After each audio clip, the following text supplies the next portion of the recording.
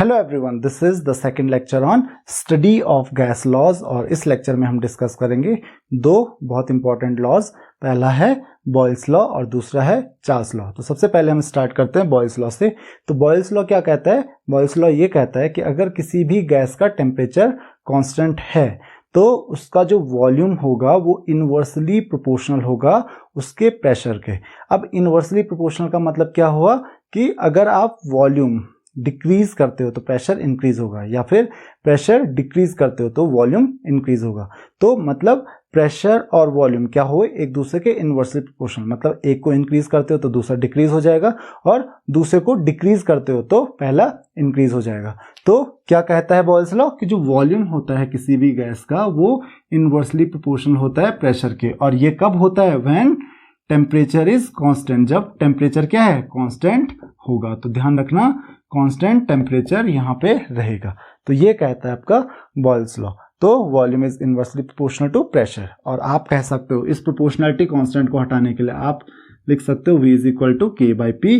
P को उधर multiply किया तो p v is equal to k. K क्या है? प्रोपोर्शनलिटी कांस्टेंट है। ध्यान रखिए के प्रोपोर्शनलिटी कांस्टेंट है। तो आप कह सकते हो product of pressure and volume is constant when the temperature is constant. तो प्रेशर और वॉल्यूम का जो प्रोडक्ट होगा किसी भी गैस का वो हमेशा कांस्टेंट रहेगा अगर आपने टेम्परेचर कांस्टेंट रखा है। इसके आप एग्जांपल्स भी देख सकते हो डेली लाइफ में कि अगर आप प्रेशर इंक्रीज करते हो तो वॉल्यूम डिक्रीज हो जाएगा, या प्रेशर डिक्रीज करते हो तो वॉल्यूम इंक्रीज हो जाएगा। फॉर एग्जाम्पल आपने बलून देखा है, तो अगर आप बलून को कंप्रेस करते हो, मतलब आप प्रेशर अप्लाई करते हो, मतलब प्रेशर इंक्रीज करते हो उसका, तो वॉल्यूम क्या होगा? उसका डिक्रीज हो जाएगा। बलून क्या हो जाएगा? कंप्रेस हो जाएगा, तो उसका वॉल्यूम क्या हो गया? कम हो गया। उसी तरीके से अगर आप रिलीज करते हो प्रेशर, मतलब प्रेशर को कम करते हो, तो फिर से वो क्या हो जाता है? एक्सपैंड हो जाता है। तो यहाँ पे क्या कह रहा है कि वॉल्यूम इनवर्सली प्रोपोर्शनल होता है प्रेशर के। तो वही चीज यहाँ पे भी प्रूव हो रही है कि आपने प्रेशर बढ़ाया तो पिचक गया, उसका वॉल्यूम कम हो गया। आपने प्रेशर कम किया, आपने प्रेशर हटाया तो उसका वॉल्यूम क्या हो गया? इंक्रीज हो गया। तो यही है बॉयल्स लॉ।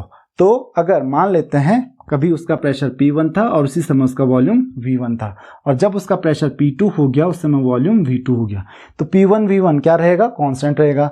P2 V2 भी कांस्टेंट रहेगा। तो इसका मतलब P1 V1 और P2 V2 दोनों क्या रहेंगे? बराबर रहेंगे। मतलब P1 V1 is equal to P2 V2 is equal to constant. ये सब हमेशा कांस्टेंट ही रहेगा। तो ये एक रिलेशनशिप मिलती है आपको किससे? बॉयल्स लॉ से। तो याद रखिए कि बॉयल्स लॉ के according P1 V1 is equal to P2 V2 होता है। और अगर हम ग्राफ प्लॉट करें किसके बीच में? वॉल्यूम और प्रेशर के बीच में, तो ये क्या कहता है? वॉल्यूम और प्रेशर क्या होते हैं? एक दूसरे के इनवर्सली प्रोपोर्शनल होते हैं। तो जहां पे जब प्रेशर बहुत हाई होगा तो वॉल्यूम बहुत कम होगा, और जब प्रेशर को आप कम करते जाओगे या वॉल्यूम को आप बढ़ाते जाओगे तो प्रेशर कम होता जाएगा, वॉल्यूम इंक्रीज होता जाएगा। तो आप इस ग्राफ की हेल्प से देख सकते हो कि शुरू में क्या था? प्रेशर बहुत हाई था, वॉल्यूम कम होता गया। जैसे जैसे आप प्रेशर कम करते गए वॉल्यूम बढ़ता गया, और जैसे जैसे आप देख रहे हो कि वॉल्यूम बढ़ते जा रहा है प्रेशर कम होते जा रहा है। तो ये क्या है? इनवर्स रिलेशन का कोई भी ग्राफ है वो ऐसा ही बनेगा। तो उम्मीद है कि आपको बॉयल्स लॉ समझ में आ गया होगा। अब हम बात करते हैं चार्ल्स लॉ की। तो चार्ल्स लॉ क्या कहता है? किसी भी गैस का वॉल्यूम अगर आप किसी टेम्परेचर पे चेक करते हो तो उसका वॉल्यूम जो 0 डिग्री सेल्सियस पे होता है, तो मान लेते हैं किसी भी गैस का जो वॉल्यूम है 0 डिग्री सेल्सियस पे वो V0 है या VO है, volume of gas at 0 degree Celsius, और VT जो हो गया that is volume of gas at T degree Celsius. तो क्या कहता है चार्ल्स लॉ? चार्ल्स लॉ ये कहता है कि किसी भी गैस का जो वॉल्यूम होता है वो इंक्रीज या डिक्रीज होता है किसी भी टेम्परेचर पे अगर आप उसका टेम्परेचर इंक्रीज या डिक्रीज करते हो। और कितना इंक्रीज होता है? वो इंक्रीज होता है 1/273 times of its volume at 0 degree Celsius. तो V0 क्या है? उसका वॉल्यूम है 0 डिग्री सेल्सियस पे। अगर आप उसका टेम्परेचर 1 डिग्री सेल्सियस इंक्रीज करते हो तो 1 डिग्री सेल्सियस टेम्परेचर इंक्रीज करने पे उसका जो वॉल्यूम होगा वो कितना टाइम्स इंक्रीज हो जाएगा? 1/273 टाइम्स। किसके? जो 0 डिग्री सेल्सियस पे उसका 1/273 टाइम्स। लेकिन मैंने यहाँ पे कितना टेम्परेचर इंक्रीज किया? 0 से कितना इंक्रीज किया? T degree Celsius. तो T डिग्री सेल्सियस पे कितना हो जाएगा? T times. तो क्या हो जाएगा? T by 273 times. तो उम्मीद है कि आपको ये चीज़ समझ में आ गई होगी। तो अगर हम वॉल्यूम देखें, volume at T degree Celsius, तो आप V0 यहाँ से कॉमन ले सकते हो, तो V0 into 1 plus T by 273, और आप 273 को यहाँ पे कॉमन ले सकते हो डिनोमिनेटर में, तो ये बन जाएगा V0 into 273 plus T। Now by 273 भी यहाँ पे आएगा, तो VT is equal to V0 into 273 plus T, इसको कैपिटल T से हम डिनोट करते हैं बाय 273, वेयर T क्या है, T है टेम्परेचर इन केल्विन। तो उस समय टेम्परेचर किस में लिया था हमने, डिग्री सेल्सियस में, और ये क्या है टेम्परेचर इन केल्विन, क्योंकि आपको पता है अगर आप 273 ऐड कर लोगे टेम्परेचर इन डिग्री सेल्सियस के साथ, तो वो टेम्परेचर किस में कन्वर्ट हो जाता है, केल्विन में कन्वर्ट हो जाता है। तो यहाँ पे हमने टेम्परेचर किस में लिया है, केल्विन में लिया है। तो ये हो गया आपका रिलेशनशिप। अब आपको पता है कि V0 जो है दैट इज 0 डिग्री सेल्सियस पे, और 273 दोनों क्या है, कांस्टेंट है, क्योंकि 0 डिग्री सेल्सियस पे जो वॉल्यूम होगा वो भी कांस्टेंट होगा। तो आप बोल सकते हो कि volume of gas is directly proportional to its temperature in kelvin या एब्सोल्यूट टेम्परेचर। एब्सोल्यूट टेम्परेचर का मतलब होता है टेम्परेचर इन केल्विन। केल्विन में जो टेम्परेचर होता है किसी भी सब्सटेंस का, उसको हम कहते हैं उसका एब्सोल्यूट टेम्परेचर। तो आप चार्ल्स लॉ को इस तरीके से भी कह सकते हो कि if the pressure is kept constant, the volume of the gas is directly proportional to its absolute temperature. मतलब ये कि अगर आपने प्रेशर कांस्टेंट रखा हुआ है तो जो वॉल्यूम है वो टेम्परेचर के, एब्सोल्यूट टेम्परेचर के, ध्यान रखना टेम्परेचर इन केल्विन न कि डिग्री सेल्सियस, तो एब्सोल्यूट टेम्परेचर के डायरेक्टली प्रोपोर्शनल होगा। तो ये भी एक स्टेटमेंट है, और जो पहले गई थी वो भी एक स्टेटमेंट है। तो आप जो स्टेटमेंट चाहो यूज कर सकते हो चार्ल्स लॉ के लिए, दोनों स्टेटमेंट्स सही हैं। अगर हम ग्राफ प्लॉट करें किसके बीच में, वॉल्यूम और टेम्परेचर के बीच में, तो वॉल्यूम और टेम्परेचर, ये चीज आपको ध्यान रखनी है कि जब प्रेशर कांस्टेंट होता है तो चार्ल्स लॉ में प्रेशर कांस्टेंट होगा, जबकि बॉयल्स लॉ में टेम्परेचर कांस्टेंट होगा। टेम्परेचर कांस्टेंट तो आपको बॉयल्स लॉ अप्लाई करना है, प्रेशर कांस्टेंट तो आपको चार्ल्स लॉ अप्लाई करना है। तो आपको कंफ्यूजन नहीं होना चाहिए कि कब कौन सा लॉ अप्लाई करना है। तो ये क्या कहता है कि डायरेक्टली प्रोपोर्शनल होगा, मतलब आप जैसे जैसे इंक्रीज करते जाओगे ये इंक्रीज होता जाएगा। टेम्परेचर इंक्रीज करोगे तो वॉल्यूम भी इसका इंक्रीज होगा। कब, अगर आपने प्रेशर कांस्टेंट रखा हुआ है। तो इसके आपने एग्जांपल्स देखे होंगे डेली लाइफ में, जैसे सेम अगर मैं बलून का ही एग्जांपल लूं तो आपने देखा होगा कि जो बलून होते हैं अगर आप धूप में रखते हो बलून को, तो थोड़ी देर बाद अपने आप फट जाते हैं। क्यों फट जाते हैं, क्योंकि अगर आप धूप में रखोगे तो उसका क्या हो जाएगा, टेम्परेचर इंक्रीज होगा, टेम्परेचर इंक्रीज होगा तो उनका वॉल्यूम भी इंक्रीज होगा। तो ऑब्वियसली एक टाइम आएगा जो वो मैक्सिमम वॉल्यूम पे पहुंच जाएंगे, और अगर मैक्सिमम वॉल्यूम पे पहुंच गए तो वो ऑब्वियसली उसके बाद बर्स्ट हो जाएंगे। उसी तरीके से आपने देखा होगा कि अगर आप रात को छोड़ दो बलून को, आप अगर रात को छोड़ दो तो वो श्रिंक हो जाता है, उसका वॉल्यूम क्या हो जाता है, बहुत कम हो जाता है। क्यों, क्योंकि रात को क्या होता है, टेम्परेचर बहुत लो हो जाता है। थोड़ी देर बाद आप देखोगे टेम्परेचर जब लो होता रहेगा तो उसकी वजह से वॉल्यूम भी क्या होगा, कम होता रहेगा, क्योंकि डायरेक्टली रिलेशनशिप है। टेम्परेचर इंक्रीज हुआ तो वॉल्यूम भी इंक्रीज होगा, टेम्परेचर डिक्रीज हुआ तो वॉल्यूम भी डिक्रीज होगा। तो इस तरीके से अगर आप टेम्परेचर डिक्रीज करते हो रात को क्या होगा, टेम्परेचर डिक्रीज हुआ, वॉल्यूम भी डिक्रीज हो जाएगा। उसी तरीके से आपने और भी एग्जांपल्स देखे होंगे, जैसे वाटर बॉटल है, तो आपने देखा होगा कि वाटर बॉटल में जनरली, क्योंकि हम गैसेस के लिए बात कर रहे हैं, तो वाटर बॉटल अगर पूरी भरी नहीं होती, आधी खाली होती है, और अगर आप उसे फ्रिज में रख देते हो, तो फ्रिज में रखने के बाद आपने ऑब्जर्व किया होगा कि कुछ देर के बाद जब वो ठंडी हो जाती है तो बॉटल जो होती है वो श्रिंक हो जाती है, पिचक जाती है। क्यों, क्योंकि अब उसमें क्या है, वाटर है बहुत थोड़ा सा, और कुछ उसमें एयर भी है। एयर क्या है, गैसियस मिक्सचर है।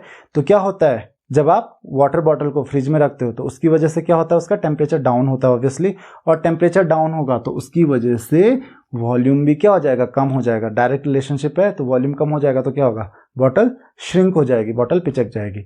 तो इसीलिए आपने ये चीज ऑब्जर्व की होगी, और ये आपकी डेली लाइफ की चीजें हैं। तो बहुत सिंपल है चार्ल्स लॉ और बॉयल्स लॉ को समझना। आप चाहो तो यहां से एक रिलेशनशिप स्टैब्लिश कर सकते हो। अगर V और T के बीच में रिलेशनशिप देखें तो V इज इक्वल टू क्या है, K इंटू टी। K क्या है, एक प्रोपोर्शनलिटी कांस्टेंट होगा, तो V by T equal to क्या हो जाएगा, वो भी एक कांस्टेंट हो जाएगा।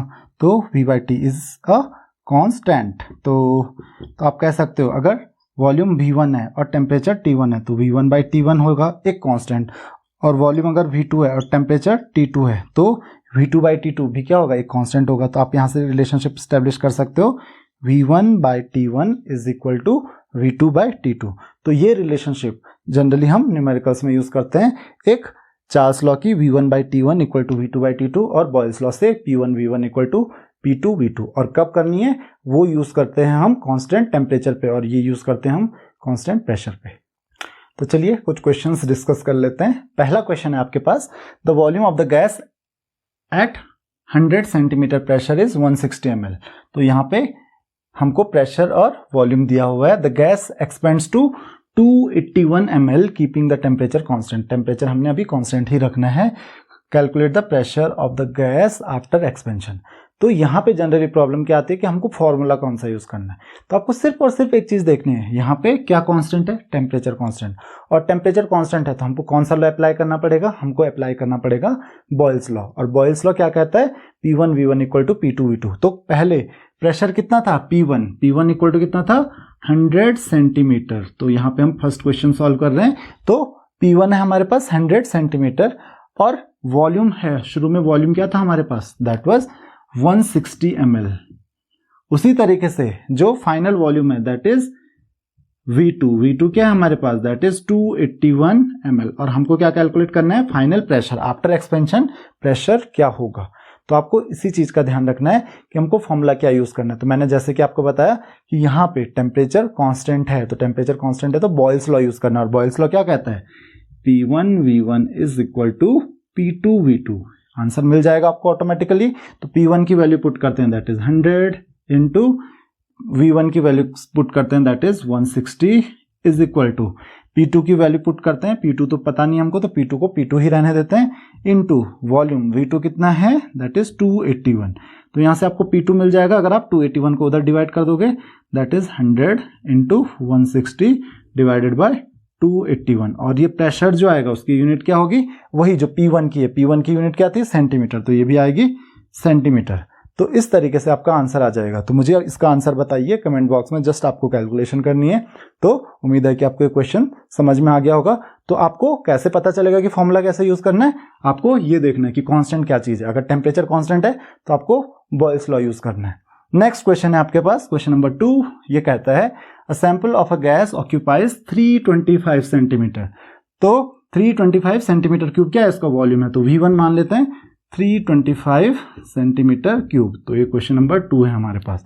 और हमको टेम्परेचर दिया हुआ है T1, that is 110 degree Celsius. फिर हमको क्या पूछा गया, एट व्हाट टेम्परेचर, टेम्परेचर क्या होगा, the gas will occupy the volume. हमको V2 दिया, V2 कितना है 525। तो ये बोल रहा है कि 525 सेंटीमीटर क्यूब जो वॉल्यूम होगा वो कौन से टेम्परेचर पे होगा। तो हमको T2 पता करना है कि T2 क्या होगा। If the pressure is kept constant, तो प्रेशर कांस्टेंट है तो हमको क्या यूज करना है, कांस्टेंट प्रेशर के लिए हमको यूज करना पड़ेगा चार्ल्स लॉ। क्योंकि हमने चार्ल्स लॉ में ही पढ़ा था कि अगर प्रेशर कांस्टेंट होता है तो जो वॉल्यूम होता है वो डायरेक्टली प्रोपोर्शनल होता है टेम्परेचर के। और कौन से टेम्परेचर के, एब्सोल्यूट टेम्परेचर के, मतलब टेम्परेचर इन केल्विन। तो यहाँ पे आपको इसी चीज का ध्यान रखना है कि जो टेम्परेचर लेना है वो केल्विन में ही लेना है। बाकी आप किसी भी क्वांटिटी की कोई भी यूनिट रख लो, लेकिन टेम्परेचर की यूनिट क्या रखनी है, टेम्परेचर की यूनिट केल्विन ही रखनी है, क्योंकि एब्सोल्यूट टेम्परेचर केल्विन में ही होता है। तो इसको हमको कन्वर्ट करना पड़ेगा किसमें, केल्विन में। तो कर लेते हैं, बहुत इजी है। क्या करना है, 273 ऐड करना है, तो ये हो जाएगा 383 केल्विन। तो यहाँ पे आपको इस चीज का ध्यान रखना है कि जो ये टेम्परेचर है, टेम्परेचर आपको डिग्री सेल्सियस में नहीं बल्कि किस में लेना है, केल्विन में लेना है। और क्यों केल्विन में लेना, क्योंकि चार्ल्स लॉ क्या कहता है कि जो वॉल्यूम होता है वो डायरेक्टली प्रोपोर्शनल होता है एब्सोल्यूट टेम्परेचर के जब प्रेशर कांस्टेंट है। तो किसके डायरेक्टली प्रोपोर्शनल होता है, एब्सोल्यूट टेम्परेचर, मतलब टेम्परेचर इन केल्विन, न कि टेम्परेचर इन डिग्री सेल्सियस। तो इसीलिए आपको टेम्परेचर अगर रिलेशनशिप स्टैब्लिश करनी है तो रिलेशनशिप किसके बीच में होती है, volume and temperature in kelvin, न कि volume and temperature in degree Celsius. तो जो फॉर्मूला है वो volume and temperature in kelvin के लिए, न कि volume and temperature in degree Celsius. तो हमको टेम्परेचर का ध्यान रखना है कि टेम्परेचर केल्विन में ही लेना है, क्योंकि बहुत सारे स्टूडेंट्स यही गलती करते हैं, वो टेम्परेचर को केल्विन में कन्वर्ट नहीं करते हैं। तो आपको ध्यान रखना है कि अगर टेम्परेचर डिग्री सेल्सियस में दिया है तो आप उसको केल्विन में कन्वर्ट कीजिए। अगर केल्विन में दिया है देन इट इज ओके, तब उसको आप एज इट इज लीजिए। तो अब फॉर्मूला यूज करते हैं, वो क्या है, V1 by T1 equal to V2 by T2, and that is from Charles law. तो V1 की वैल्यू पुट कीजिए, 3 that is 383 is equal to 525 by T2. So you have to calculate the value of T2. Cross multiplication 325 into T2 is equal to क्या हो जाएगा 383, यहाँ पर multiply हो जाएंगे इंटू 525. तो T2 की जो वैल्यू आएगी वो क्या आएगी 383 इंटू 525 बाय 325. और T2 की जो वैल्यू आएगी वो भी किस में आएगी केल्विन में आएगी ऑब्वियसली. तो ये केल्विन में आपको टेम्परेचर की वैल्यू मिल गई, फाइनल टेम्परेचर मिल गया. तो इस तरीके से आप ये कैलकुलेशंस कर सकते हो. हाँ, अगर आपको टेम्परेचर जो फाइनल टेम्परेचर उसको डिग्री सेल्सियस में पूछा जाए तो आप वो भी कर सकते हो. एक बार वैल्यू मिल गई आपको केल्विन में और उसमें से आपको क्या करना है 273 माइनस करना है. तो आप मुझे इसका आंसर बताइए कमेंट बॉक्स में कि डिग्री सेल्सियस में क्या वैल्यू आएगी और केल्विन में क्या वैल्यू आएगी. तो इस लेक्चर में इतना ही. अगर आपकी कोई भी क्वेरीज हैं आज के लेक्चर से रिलेटेड तो आप मुझे कमेंट बॉक्स में क्वेश्चंस पूछ सकते हैं. Thank you very much.